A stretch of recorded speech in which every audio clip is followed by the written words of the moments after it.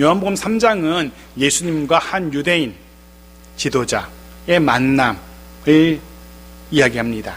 그리고 그와 나눈 이야기들을 들려줌으로써 3장의 이야기가 시작되죠. 그가 누구였는지, 그와 나눈 이야기가 어떤 이야기였는지 오늘 말씀을 통해서 우리에게 들려주시고, 그리고 그 말씀 속에서 우리에게 깨닫게 하시는 성령 하나님의 은혜가 있는 복된 시간이기를 간절히 소원합니다. 자, 1절 말씀 보겠습니다.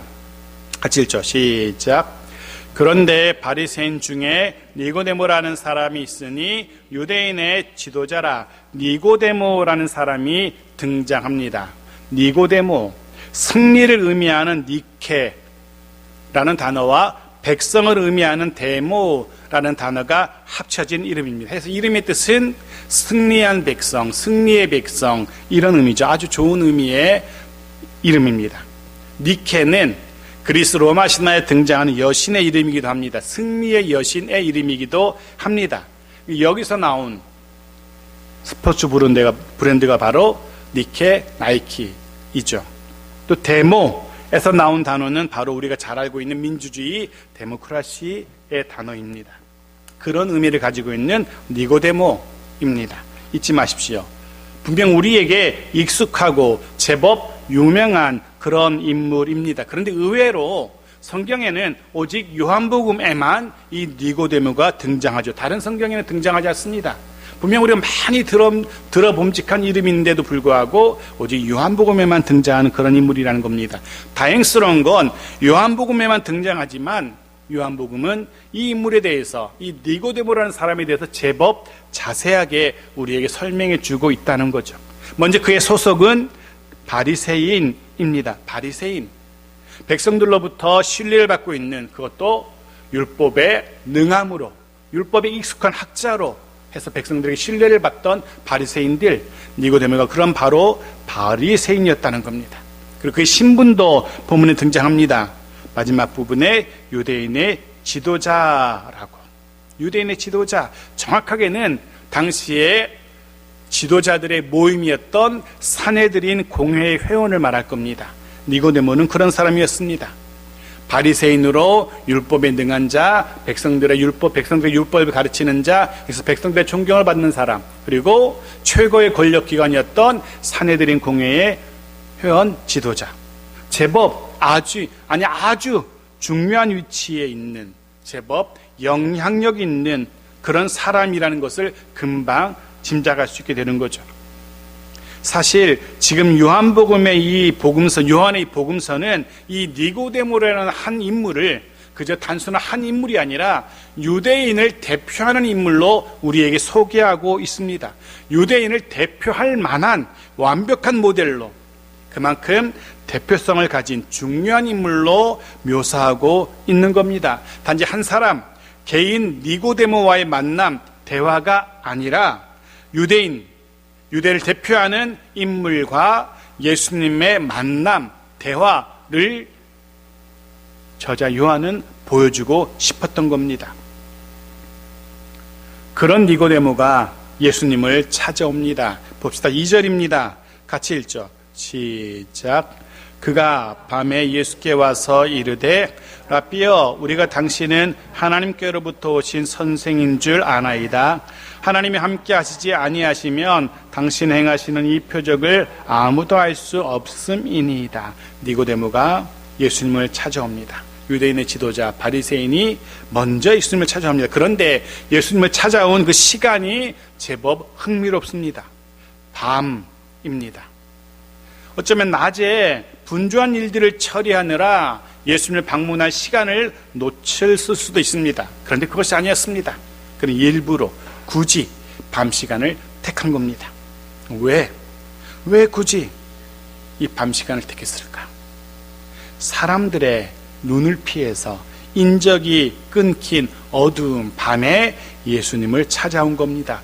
이유는 아마도 다른 유대인 지도자들을 자극하지 않으려는 그런 의도였을 겁니다. 혹은 예수님과의 만남, 굉장히 중요한 만남이라 생각해서 다른 일들에게, 다른 사람들로부터 방해받지 않으려고 충분한 시간을 확보하기 위해서 그 여유 있는 시간을 택한 것일 수도 있습니다. 여하튼 그는 밤에 예수님을 찾아옵니다. 그런데 성경을 잘 보시면 성경에서 표현하는 밤이라는 표현은 흔히 대개 부정적인 의미로 사용됩니다. 밤이라는 뉘앙스는 굉장히 부정적인 의미를 가지고 있다는 거죠. 오늘 니고데모가 밤에 예수를 찾아온 건 역시 이 만남이 굳이 사람들에게 들키고 싶지 않은, 드러내고 싶지 않은 그런 어두운 부정적인 니고데모의 마음이 투영되어 있는 그런 밤이라는 거죠. 그럴 수 있습니다. 충분히 그럴 수 있습니다. 말씀드린 것처럼 니고데모는 이미 유대 사회에서 이름이, 얼굴이 알려진 그런 인물이기 때문에 그렇습니다. 길을 나서면 제법 알아보는 사람들이 있었을 겁니다. 여기저기서 인사도 하고 어디 가시는지 하면서 아는 체 않은 사람들이 제법 있었을 겁니다. 반면 당시 예수는 이제 막 이름을 알기 시작한 풋내기 랍비 정도였습니다. 니고데모의 입장에서는 그런 예수를 먼저 찾아가는 그 모습을 굳이 사람들에게 드러내고 싶지 않았을 겁니다. 물론 정확한 의도는 알 수 없지만 여하튼 밤에 니고데모가 예수님을 찾아옵니다. 그리고 이렇게 말합니다. 랍비여. 니고데모는 예수를 랍비여라고 부릅니다. 랍비. 자신처럼 율법을 가르치는 그런 교사, 율법 교사를 말합니다. 근데 당시 랍비는 아무나 될 수 있는 게 아닙니다. 성경을 많이 안다고 해서 막바로 랍비가 될 수 있는 게 아닙니다. 일정한 교육의 시간을 거쳐야 됩니다. 예를 들어 어떤 랍비에게 들어가서 정해진 과정을 거친다든가 해서 인정받는 랍비가 되어야 되는 거죠. 일정한 시간을 거쳐야만 랍비로 인정받습니다. 그래서 대개는 40살 전후쯤 되어야 랍비라는 호칭으로 불릴 수 있게 되는 거죠. 아무리 어려도 성경을 좀 안다고 해서, 율법을 좀 안다고 해서 사람들로부터 존경받을 수 있는 게 아니죠. 나이도 좀 지긋해야 되고 또 다른 랍비들로부터 인정을 받아야 되는, 그래야 되는 겁니다. 그런데 아직 예수는 그 정도 수준이 아닌 겁니다. 나이도 이제 겨우 30 남짓. 그리고 랍비가 되는 그런 교육기관도 랍비에게 무슨 교육을 받은 것도 아닙니다. 유명한 랍비에게 사사받아서 나도 누구의 제자 랍비다라고 말할 수 있는 그런 위치가 아니었던 거죠. 그럼에도 불구하고 분명히 공인된 랍비인 니고데모가 예수를 자기와 똑같은 랍비라고 부르고 있는 겁니다. 왜 그런지 좀 더 봅시다. 그가 이렇게 말합니다. 당신은 하나님께로부터 온 선생인 줄 아나이다 라고 이렇게 표현합니다. 당신은 하나님께로부터 온 선생인 줄.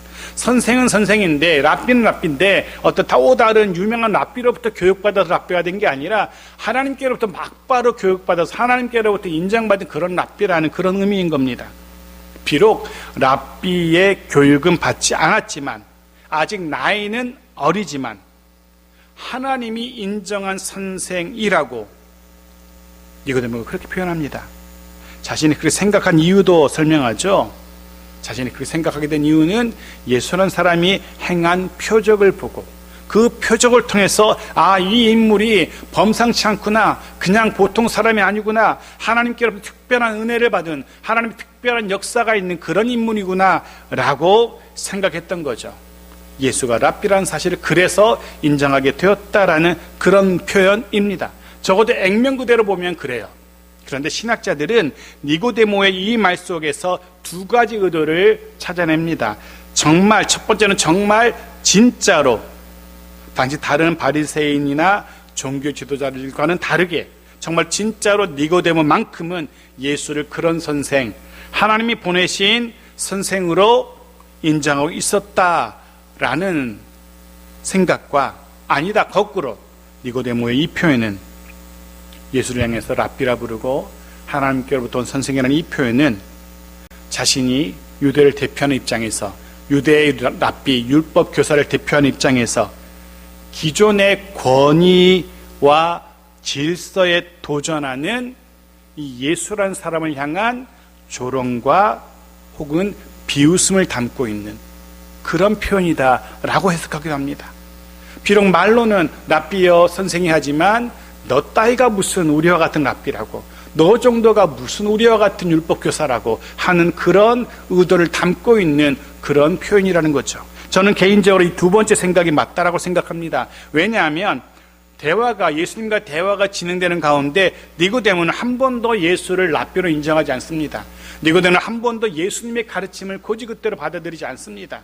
계속해서 니고데모는 예수님의 말에 토를 달고 도전하고 이의를 제기하고 하는, 예수님의 말씀을 이해하려는 태도가 아니라, 랍비로 인정하고 그의 랍비의 말을 이해하려는 태도가 아니라 부정하고 반대하고 도전하고 하는 그런 태도를 발견할 수 있기 때문에 그렇습니다. 그래서 니고데모의 이 표현, 예수를 향한 랍비여 선생이여 하는 표현은 아마도 정말 네가 그런 선생이야? 그럼 나한테 증명해봐 라는 그런 의도를 담고 있는 그런 표현인 것 같습니다. 그런 니고데모의 의도를 아신 예수님께서 이렇게 말씀하시죠. 3절 말씀입니다. 같이 읽죠. 시작. 예수께서 대답하여 이르시되 진실로 진실로 내게 이르노니 사람이 거듭나지 아니하면 하나님의 나라를 볼 수 없느니라. 이렇게 시작해요. 대답하여 이르시되, 예수님께서 니고데모에게 대답합니다. 니고데모가 예수님에게 무엇을 물었습니까? 본문에는 드러나지 않습니다. 오늘 요한이 기록한 이 복음서에는 니고데모가 예수님에게 무엇을 물었는지 기록되지 않아요. 예수님께 아마도 무언가를 질문을 던지고 그 질문에 대해서 어떻게 답하는지 보면서 예수의 수준을 보고 싶었던 것 같아요. 그래서 뭔가를 물었어요. 그런데 무언지 모르지만 예수님의 대답을 통해서 니고데모가 물었던 질문이 무엇인지 짐작할 수 있죠. 바로 하나님의 나라에 관한 것이라는 것을 짐작하게 되는 거죠. 거듭나지 아니하면 하나님의 나라를 볼 수 없느니라. 하나님의 나라를 지금 예수님이 언급하고 계십니다. 네, 니고데모는 바로 이 하나님의 나라에 대해서 물었던 것 같습니다. 하나님의 나라. 사실 그때 예수님이 사역하시던 그 당시나 지금이나 모든 믿는 자들의 관심사입니다. 하나님의 나라는 어떤 나라인지, 그 나라의 임재는, 그 나라의 통치는, 그 나라의 백성은, 그 나라의 백성을 사는 것은, 이런 하나님의 나라와 관련된 것들 지금도 여전히 궁금해하는 그런 상황이죠. 니고데모 역시 율법 교사로서, 율법에 능한 자로서 하나님의 나라에 대해서 굉장히 궁금했을 겁니다. 당시는 더했어요. 로마라는 나라의 통치 아래에 있는 하나님의 나라 백성들이 정말 하나님의 나라가 언제 회복될지, 그 나라의 회복은 언제일지, 이 하나님의 나라의 임재에 대해서 무진장하게 궁금해하던 유대인들이었거든요. 니고데모도 그랬을 겁니다. 조금 전 말씀드린 것처럼 정말 예수님의 생각을, 하나님의 나라에 대해서 예수님이 어떻게 생각하시는지 알고 싶었던 것인지, 아니면 예수님의 수준을 한번 알아보려고 하는 것인지 정확하게 모르겠지만 말씀드린 저는 후자라고 생각합니다. 예수님을 시험해보려 하고 있는 것 같아요. 당시 가장 큰 주제, 관심사였던, 그리고 많은 학자들에게서 논박의 대상이었던 하나님의 나라에 대해서 질문함으로써 예수란 사람의 그런 율법의 수준을 판단하고 싶었던 것 같아요. 실제로 이후에도 예수님은 계속해서 니고데모의 이런 의도, 자신을 시험해보려는 이런 의도, 그리고 이런 도전을 계속해서 마주하는 것을 우리는 볼 수 있습니다. 예수님이 대답하십니다. 예수님의 대답 중 이 표현을 먼저 보십시오. 진실로 진실로 너에게 이르노니. 진실로 진실로, 헬라어로 우리가 잘 알고 있는 아멘 아멘입니다. 아멘 아멘. 이 표현은 유대인들이 하나님께, 여호와 하나님께 기도를 마친 후 자신이 드린 그 기도의 진정성을 고백하는 그런 표현입니다. 우리는 기도 다 하고 예수님 이름으로 기도합니다. 아멘. 우리도 맨 기도하고 나서 맨 뒤에 아멘 하지 않습니까? 유대인들도 그랬어요. 하나님께 정성을 다해 기도하고 마지막에 아멘. 제 기도는 진짜입니다. 진심을 담았습니다. 그리고 제가 드리는 하나님은 그런 기도를 들을 수 있는 권위를 가지신 분이십니다. 이런 고백을 담은 표현이 아멘인 겁니다. 내 기도는 진실입니다. 하나님은 이 기도를 들어줄 수 있는 권위가 있습니다. 이런 표현이 아멘인 겁니다. 해서 유대인들 평상시에는 이 단어를 쓰지 않습니다. 자신의 말이나 누군가의 말에 아멘이라는 말을 쓰지 않습니다. 이건 진짜야, 이렇게 아멘이라는 표현을 쓰지 않습니다. 오직 신에게, 여호와께 기도할 때만 사용되는 단어 아멘, 아멘입니다. 그런데 예수님은 성경을 보시면 흔하게 이 표현을 사용하십니다. 다른 사람은 감히 사용할 수 없었던 그 표현을. 이유는 예수님 자신의 말이 그런 신적 권위를 가진 말이기 때문에 그렇습니다. 하나님의 말씀과 동일한 권위를 가지신 말이기 때문에 주님은 넉넉히 이 표현을 아무 때나 사용하실 수 있는 거죠. 그 정도의 권위를 가지신 예수님이 그 권위로 말씀하고 계신 겁니다. 사람과의 관계에서도 마찬가지죠. 나보다 높은 권위를 가진 사람이 말을 하면 그 말은 들어야 되죠. 순종해야 되죠. 하물며 신적 권위를 가지신 주님이 오늘 저와 여러분에게 또 니고데모에게 말씀하고 계신 겁니다. 그렇다면 그런 권위를 가지신 주님이 말씀하신다면 귀 담아 들어야 되죠. 집중해서 들어야 되는 거죠. 딴 생각, 딴짓해서는 안 되는 거죠. 육체의 피곤함도 이겨내야 되고, 주님의 말씀은 그런 신적 권위를 가지신 말씀이기 때문에 그렇습니다. 그런 권위를 가지신 예수님이 니고데모에게 말씀하시죠. 니고데모야, 잘 들어. 내 말은 신적 권위를 가지고 있어. 그리고 말씀하십니다. 주제는 거듭남에 관한 말씀이었어요. 거듭남. 어쩌면 말씀드린 것처럼 니고데모가 정말 궁금해했던 것은 아닐 겁니다. 니고데모는 분명 하나님의 나라에 대해서 궁금해했던 것 같아요. 하나님의 나라에 대해서 예수님과 대화하며 그의 수준을 판단해 보고 싶었던 것 같아요. 그리고 자신의 지식을 드러내고 싶었을 겁니다. 하지만 주님은 아셨습니다. 거듭남의 체험이 없는 것, 바로 이것이 니고데모의 가장 큰 영적인 문제라는 것을 주님은 알고 계셨어요. 그리고 그로부터 비롯되는 영적인 갈증, 오직 거듭남으로만 채워지는 그 갈증, 그 거듭남의 체험이 없기 때문에 지금껏 한 번도 채워지지 않았던 니고데모의 그 영적인 갈증을 주님은 아셨던 겁니다. 해서 주님은 먼저 하나님 나라보다 먼저 이 거듭남에 대해서 니고데모와 대화하기를 원하셨던 겁니다. 그 거듭남의 비밀을 말씀하고 싶었던 겁니다. 우리도 마찬가지입니다. 아니, 세상 사람 모두가 마찬가지일 겁니다. 하나님의 영으로 지음받은 영적 존재들이죠.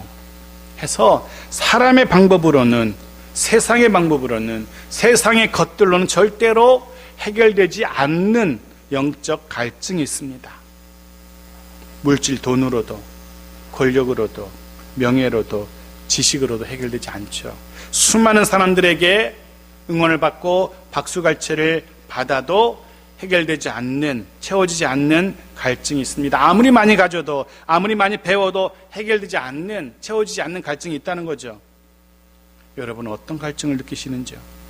분명한 건 그 근원을 따라 내려가면 그 속에는 바로 영적인 갈증이 있다는 것을 깨닫게 될 겁니다. 그리고 그 갈증은 거듭남을 통해서만 해결될 수 있다는 거죠. 오직 주님이 말씀하신 것처럼 거듭남을 통해서만 해결되는 그런 갈증이었던 거죠. 계속 봅시다. 4절입니다. 같이 읽죠. 시작. 니고데모가 이르되 사람이 늙으면 어떻게 날 수 있사옵나이까? 두 번째 모태에 들어갔다가 날 수 있사옵나이까? 니고데모의 영적 무지를 드러내며 동시에 약간의 조롱한다는 느낌도 있죠. 아니, 사람은 늙기 마련인데 거듭나야 한다니, 그럼 뭐 뱃속이라도 들어가야 되는 거야? 이런 비아냥거리는 니고데모의 모습을 떠올릴 수 있습니다. 불가능한 것에 대해서 예수라는 사람이 이야기하니까 거기에 대해서 니고데모로서 비웃고 도전하고 반격하고 있는 거죠. 그의 말이 맞아요. 니고데모의 말처럼 사람은 늙어갑니다. 그것이 순리죠. 그런데 예수님은 다시 거꾸로 거듭나야 한다니, 니고데모로서는 이해할 수도 없었고 아무리 생각해도 불가능한 일이었습니다. 그러니 비웃고 조롱하고 비아냥거리고 있는 겁니다. 거듭남이라는 단어, 거듭남. 이 단어는 두 가지 의미를 가지고 있습니다. 시간적으로 다시, 시간을 거꾸로 가서 다시라는 의미를 가지고 있고, 공간적으로 저 위에서부터, 위로부터 라는 의미를 가지고 있어요. 다시라는 건 그 두 가지 의미를 가지고 있습니다. 시간적으로 거꾸로 가서, 작년, 재작년 이렇게 어제 뒤로 돌아가서, 그리고 공간적으로 위로부터, 여기가 아니라 저 위로부터, 두 가지 의미를 다 가지고 있습니다. 니고데모는 두 가지 의미를 다 이해할 수가 없었어요. 다시 거꾸로 돌아가서 신생아로 다시 태어난다는 것도, 위로부터 뚝 떨어져 태어난다는 것도 무엇 하나도 니고데모로서는 이해할 수 없었고 또 받아들일 수가 없었던 겁니다. 해서 예수님이 다시 설명해 주십니다. 5절 볼까요? 같이 읽죠. 시작. 예수께서 대답하시되 진실로 진실로 내게 이르노니 사람이 물과 성령으로 나지 아니하면 하나님의 나라에 들어갈 수 없느니라. 다시, 그리고 위로부터 난다는 것, 사실 이거는 별개의 것이 아닙니다. 그 두 가지가 하나죠. 즉 그것은 물과 성령으로 난다는 것을 예수님께서 설명하십니다. 물과 성령으로. 세부적으로 나눠보면, 굳이 세부적으로 나눠보면 물은 죄를 씻는 정화의 수단, 즉 세례를 의미합니다. 그리고 성령은 말 그대로 성령의 영의 임하심을 의미하죠. 저와 여러분도 마찬가지입니다. 하나님의 영으로 지음받은, 그리고 에덴 동산의 범죄 이후로 태어난 모든 인생은 이 둘, 물의 씻음과 영의 임재, 둘 다 필요한 존재들입니다. 사실 이 표현은 유대인들에게 낯선 표현이 아니었어요. 아니, 익숙한 표현이었어요. 에스겔 36장 25절 26절을 볼까요? 같이 읽죠. 시작. 맑은 물을 너희에게 뿌려서 너희를 정결하게 하되 곧 너희 모든 더러운 것에서와 모든 우상 숭배에서 너희를 정결하게 할 것이며 또 새 영을 너희 속에 두고 새 마음을 너희에게 주되 너희 육신에서 굳은 마음을 제거하고 부드러운 마음을 줄 것이며. 구약 에스겔 선지자의 글입니다. 거기에 물과 영이 등장하고 있죠.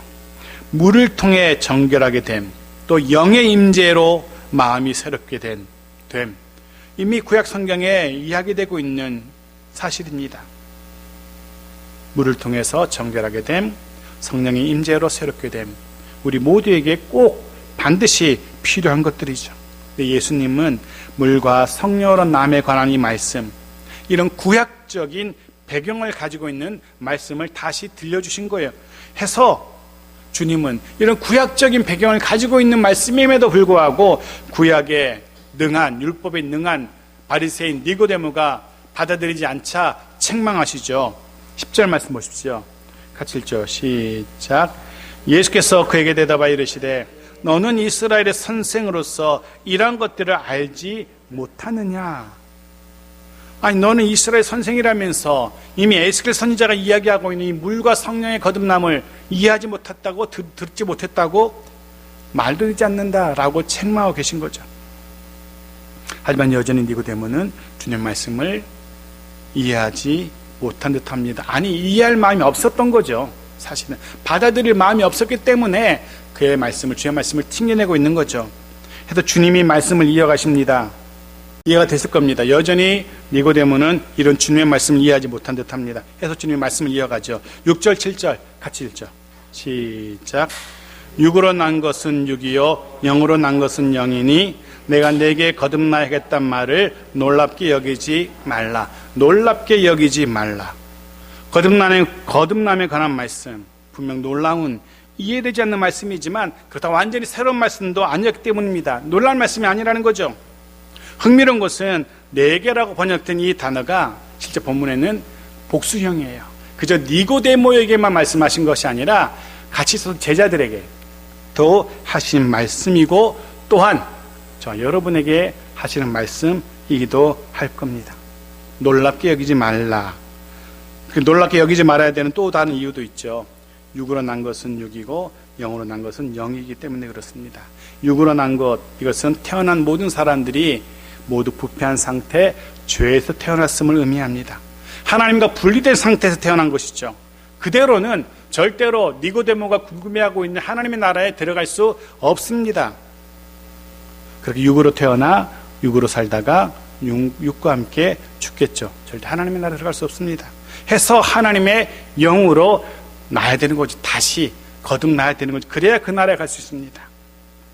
영으로 다시 위로부터 나야 하나님의 나라에 들어갈 수 있는 거죠. 너무나 당연한 설명입니다.